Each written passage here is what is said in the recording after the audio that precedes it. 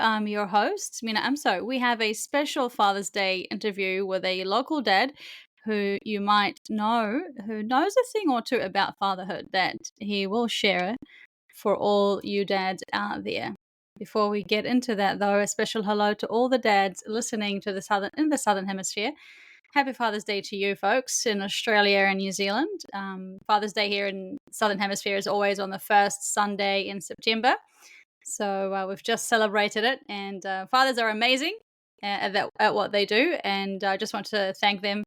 Firstly, my own dad, who even though I don't understand at times, he can get on my nerves sometimes. So, He's but yeah. supposed to, Mina. He's supposed to do that. That's part of his KPIs. And he's dad, of course, and also my brother for being such a wonderful dad. And Mm. I want to celebrate fathers and celebrate the guest on my show who is a father, who I will introduce in a second. Just a quick cap to say this episode is being sponsored by Dapper Dapper, an online clothing brand that makes awesome t-shirts for dads. And you can find classic shirts, funny shirts, Christian themed shirts just for dads. So go and check them out right now as they have a sale. Use the code GOLDEN5 to get $5 off your purchase. Now, our guest, you might have seen him on the telly, 7 Sharp, or at church, smiling away at you. He started his career as a taxi driver, then went on to become a journalist of sorts, namely television, magazine, and radio. And he's now the CEO of Maxim Institute. Which the Maxim Institute, for those who don't know, is an independent research and public policy think tank. He is Tim Wilson. Tēnā koe to the show. It's great to have you, Tim. Kia ora, Mina. Great to be with you. And happy Father's Day to you for yesterday. Thank you very much. Yes, it was a day where Dad got celebrated, but I've got 4 sons aged 8, 7, 5, and 1. So the dietary requirements of the sons were on display, and so it was a contest between what Dad wanted to eat and what the boys wanted to eat. I think we got there in the end, i.e., we probably had to let our belts out a bit.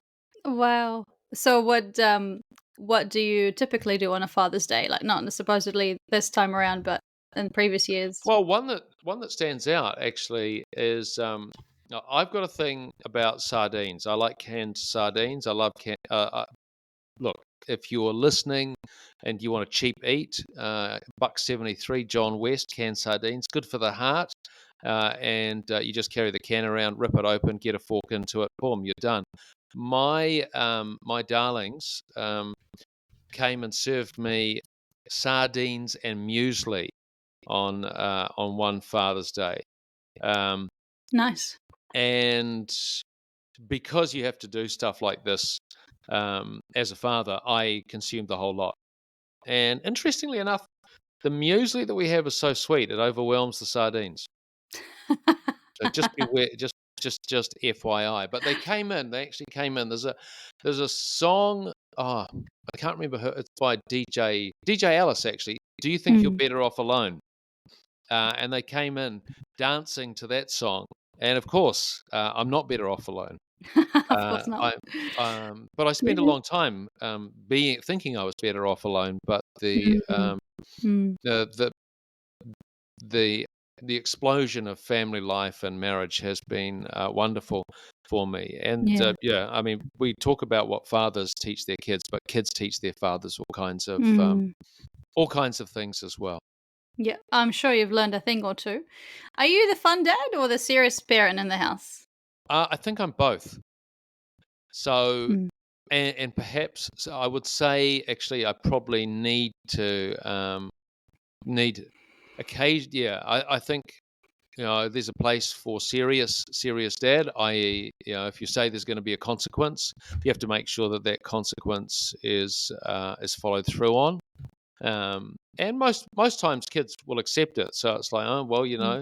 I said if you didn't do this, I'm Yeah. going to cut that biscuit that you have in your lunchbox in half because that's the consequence. It's like, yeah, Wow. okay, yeah, I heard you. That's Yeah. fine. That's Does it fine. work though? Does that work? Um, It's when you do it, so don't do it in the moment when temperatures are rising.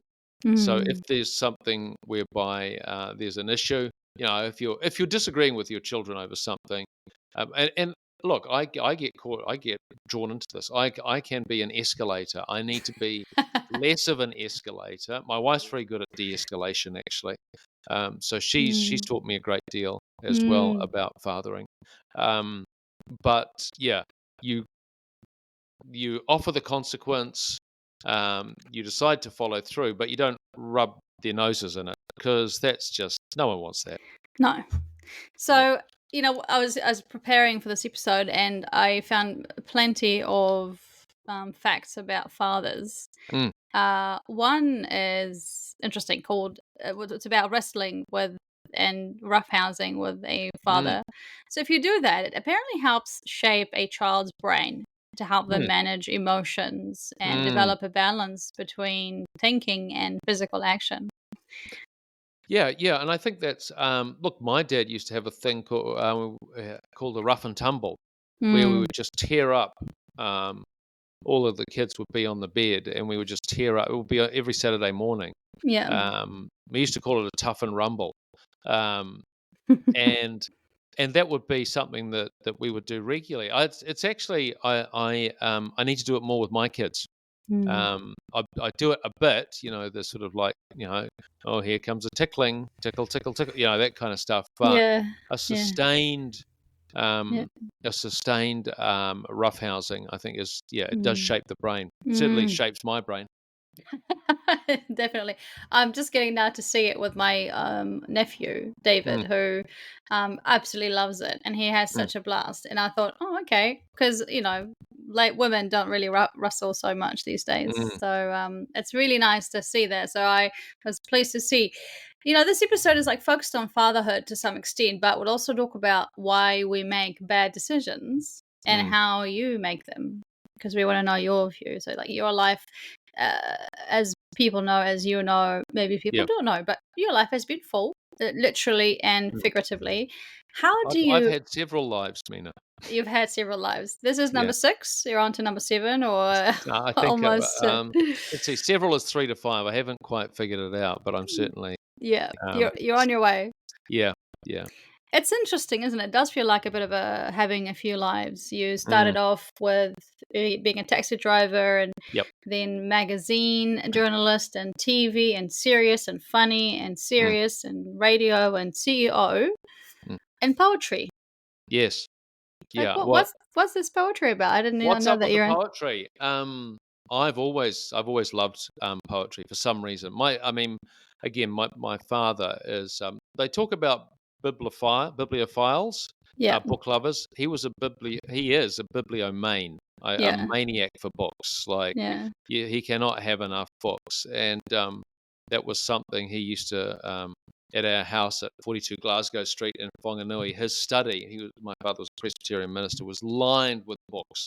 Mm, So it was something, and I love reading mm. as well. Interesting fun fact. I'm adopted, and I connected with my birth father through DNA, and he found out that he was a huge reader as well. Wow. So I had a genetic predisposition that then was nourished and nurtured by dad. He just was someone who just worshipped books. So through that, I came Yeah. to love poetry. It's beautiful. Um, So yeah. you've got so much on. You've got like, a family and a big job. How Mm. do you balance? Not balance, but how do you juggle? What's It's good. your Look, the word juggling jug act? the word juggle's absolutely right. So Yeah. sometimes you're carrying the job too much, Mm, but you always have to put family first. I think that's the most important part of who you are, your marriage, and mm, then your kids, because they're the people. I often reflect, like, who are the people who will be, should you be permitted the grace of a deathbed, who are the people who will be around your deathbed? It won't be the people you're having a meeting with at mm, 10 a.m. on a Monday morning. It will be your family and your beloved, mm, and so I think that, w- mm, as we look at our mm, lives, we mm, have to mm, realize, number one, they're finite, and number two, that you thus have to be intentional about what mm, you do with the time that you have. And it's, I mean, I'm 57 at the moment, going to turn 58 Mm. soon. I'm aware, there are people who were peers who are now no longer with us, and so I'm aware that I'm entering that time where things will start to change. So Mm. it's yeah, it's a time when you have to be clear minded about what you choose. It's definitely a tough job, because you haven't got one child, you've got four, and as a dad, you have to balance not only your life and your work and your leisure, Mm. and having to do interviews like this, but also you have to balance being a father with the four boys because Mm. you have to love them the same, or do you love them different? Do you give them same You love them time? in different ways, I think, Yeah. because and that's the other thing is people say, "Oh, oh, how can you have 4 kids?" Well, every kid you have grows your heart. You're you're a, it doesn't it necessarily grow the amount of hours you have in the day, but it grows, I think, Mm. your ability to see the differences between them, and also to discern what their needs are. And every child, I mean, wouldn't it be so much easier if every kid needed the same thing? Mm. You could have 20 and it'd be fine. Yeah. Um, but and by the way, 20 would be nice, but probably not going to happen. Um, but but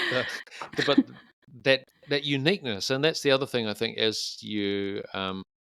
As one gets older, you realize the sublime and fundamental uniqueness of every human being, and Mm-mm. it's something we often forget. We like to throw people into groups and lump them together. Mm.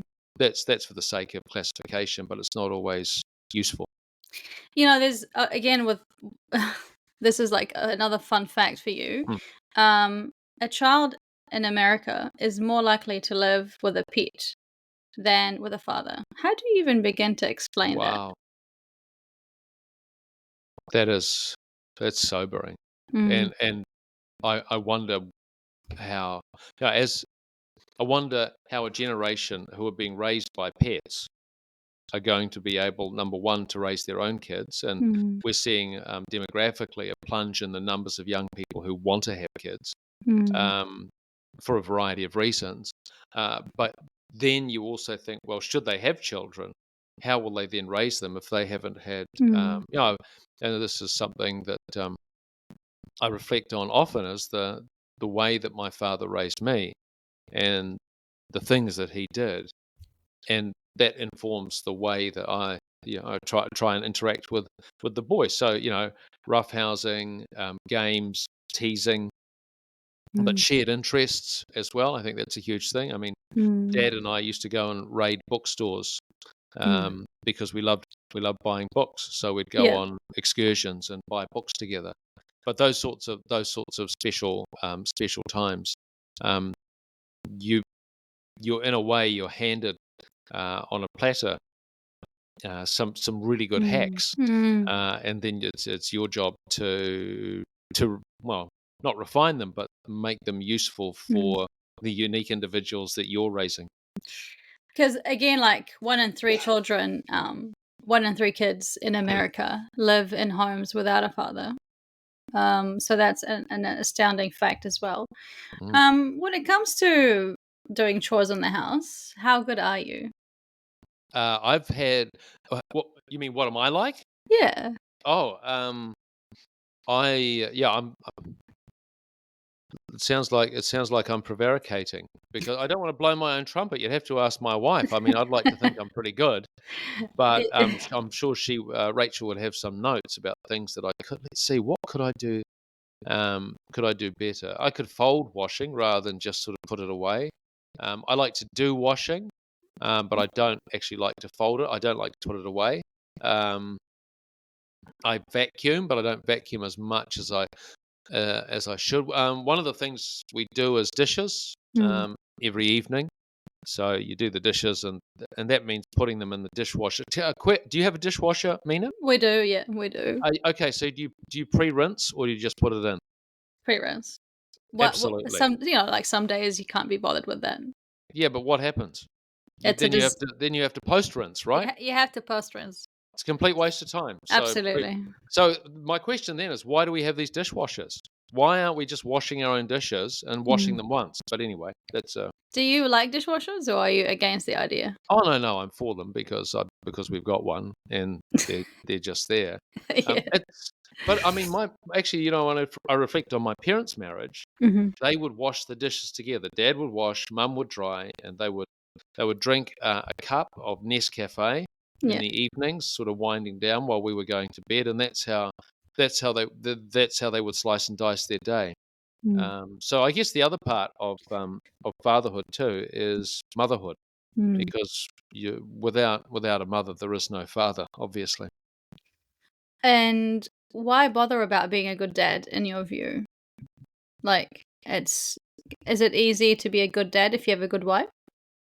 It's easier, but I think one of the things that kids um, refer you to are the your own flaws, and there are things that I think dwell inside us that we think we're able to control, but nothing is more joyful or infuriating than a child, and it depends on the situation sometimes. So yeah, I think that yeah, you have to be well, you learn a lot. Let's put it that way, and you have to be open to those Yeah. So learnings. I mean why lessons. Sorry, learning and lessons? Because there's no yeah. failures, is there? Or is there a failure, or is there a lesson? What's that? Do you believe in failures, or do you believe Oh in yeah. lessons? I mean, I know we're talking about Father's Day, and you're saying I'm some iconic father. At times, I'm a terrible father. Mm. Um, if I'm short of time, or if there's or perhaps preoccupied, um, I, I think you're Mm. constantly kids are constantly reminding you that they are Mm. fully formed in their consciousness at the stage that they're at, Yeah. and they want all your attention. And but I do think it's a phase too. My understanding is it's a phase. So at some point they're going to stop wanting to show you, ask you things, and that's when the next Mm. phase begins. Mm. So, but Mm. yeah, look, I blow chunks all the time, and I just have to try. I find I have to try harder. So, what are the most things like what are the things that dads are afraid of that as they enter into fatherhood? Like, what is the most intimidating thing about fatherhood that you had to grapple with? Well, I think I remember Rachel and I looking at each other after we'd come out of the birthing suite. This was a couple of hours after because they turn you Mm. around pretty quick in hospital. A Yeah. couple of hours after the birth of our first son Roman, Yep. and we were strapping him into the car to go to birth care, Mm. and we just looked at each other. It's like, where's the manual? Yeah. How does this? What do we do now? But the fact is, you're not required to do all of it in one day or in 1 hour. It is incremental. So and here's the thing: like we've been reading this book on the French style of parenting, and we were in birth care like within a matter of hours, and Roman was stirring. And the French thing is, or as I recall it, is assessing just what the need is and whether it's a true need or something else. And Roman was gurgling. Well, he was sort of starting to cry. I was like, oh, he's just trying it on. It's like the kid is literally 6 hours old. He's not trying anything on. He's hungry. Go and feed him, which we did. But it's interesting that sort of Yeah. you. What I'm saying is that the books that you read don't always prepare you for the experiences that you'll have, but Mm. they can inform those experiences. And I suppose, like, because yeah, like you can read so much, but you can only Hmm. you can only read so much. And oh, and yeah, so at the end of the day, you can only do so much. Um, Yeah, and but here's the thing: is like, and kids are wonderfully, kids will kids will kid, well, kids will forgive you, mm, and they respond. I think one of the things that we're talking about fatherhood, dads and kids, and it's very role based, but it's like person to person. I think that's the crucial thing. And actually, I had a situation last night where I had some reflections with one of the kids that I thought wasn't paying attention. I was all very calm, but he'd had a bad day, so he wasn't prepared for what I was offering, which was perhaps again not. And I wasn't doing it in an angry manner, but I was being disciplinary. But if a kid's not ready to receive a certain amount of discipline, you have to know why, where they're at and why they're like that. And so we had a conversation this morning, and I said, look, I realized that you'd had a bad day. Later, I thought, oh, he's had a bad day, so maybe I wouldn't have done what I did, or wouldn't have done so much of it. And next time I want you to say I'm having a bad day, communicate to me. So again, it's like I'm not saying, oh, it's always a negotiation, but what you do need to do is go back to things that you've done and say, look, I may have messed this up. Let's try and do better next time. How have you? What sort of inspiration have you got from fathers in your life that have helped you? Like you were saying that you watched your dad do things and say things, and that have sort of informed you. And your wife has also informed you. Who else has Oh, absolutely. impacted you? My dad is a great was such a great role model. Just a really great father. And I've been you reflect a lot on the way that you were fathered when you're fathering, and yet Rachel's incredible. It's like you go out for date night, and what do? You talk about the kids. And I'm sure many people will sort of be nodding their heads, going, yeah, because they're the most interesting thing in your life at this point in time. You do sort of steal things from other fathers. You'll see something that another father's done. You go, oh, okay, that's pretty good. I'm going to nick that. So you're always on the lookout for for tricks, or for just different approaches than what you do. Because we did talk about, like, we want to discuss decision making, and it's kind of part of our series. What was the product? No, sorry. The question is, you said that you need balancing urgent versus important is Yeah. when you're trying to make decisions. Mm, mm. What can you give us some light with that? Like, how do you, when you're trying to make decisions, especially as a Yeah. father as well, like, what does that mean?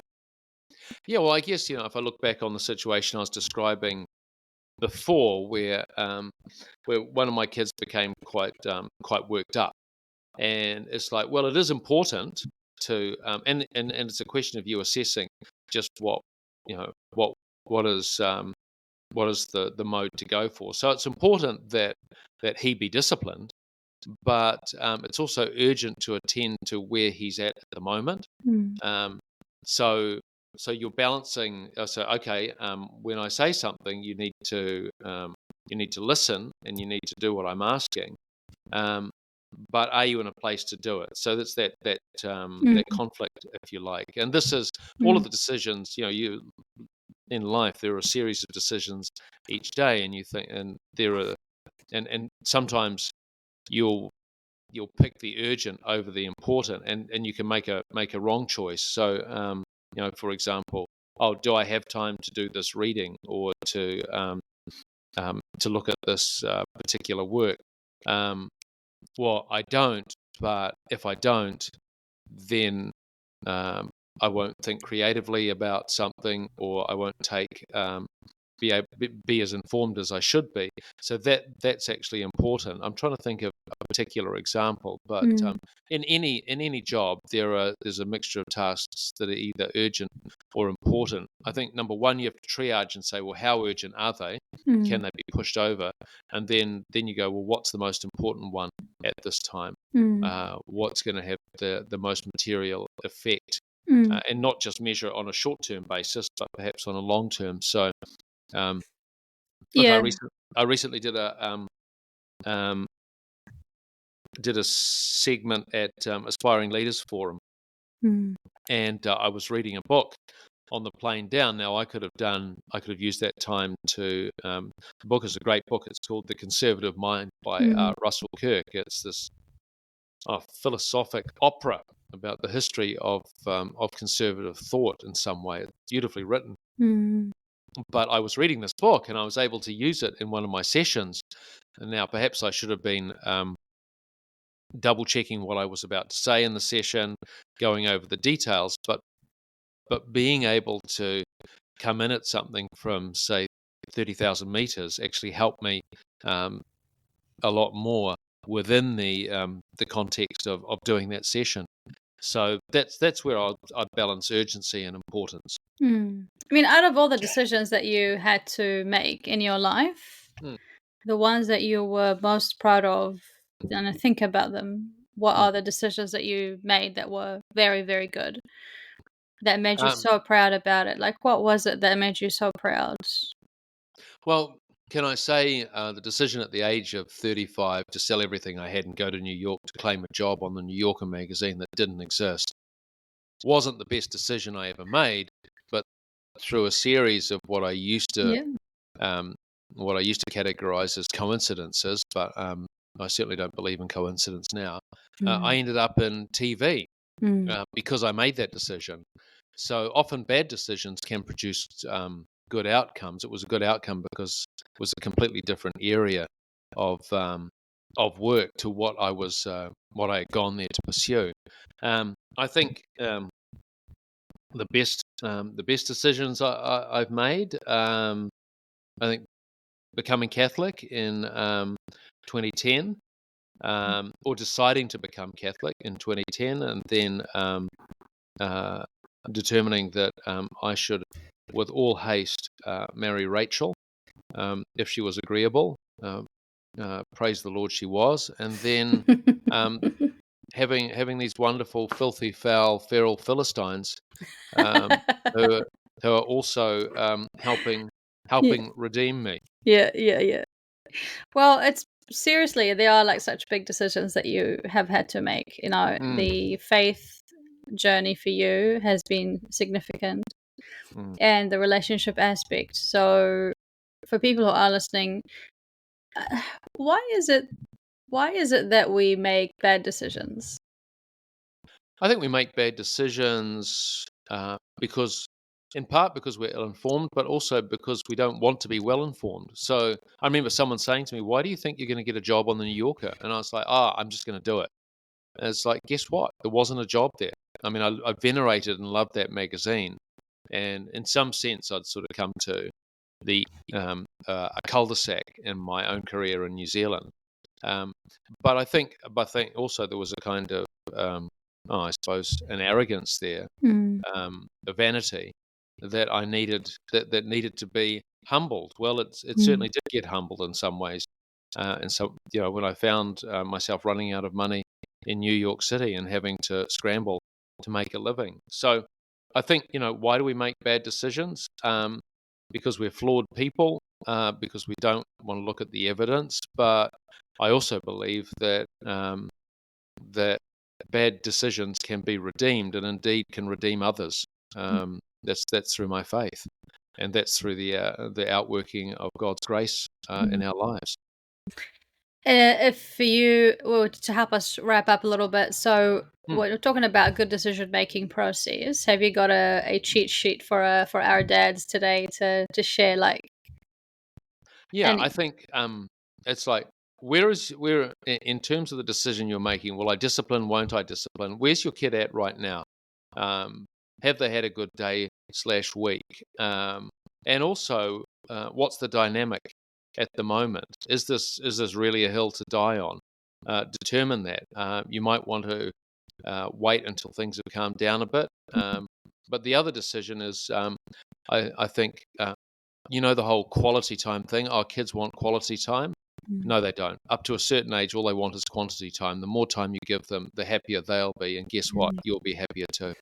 That's good. Hey Tim Wilson, you've been an absolute star. Thank you so much for coming on the show to chat to us.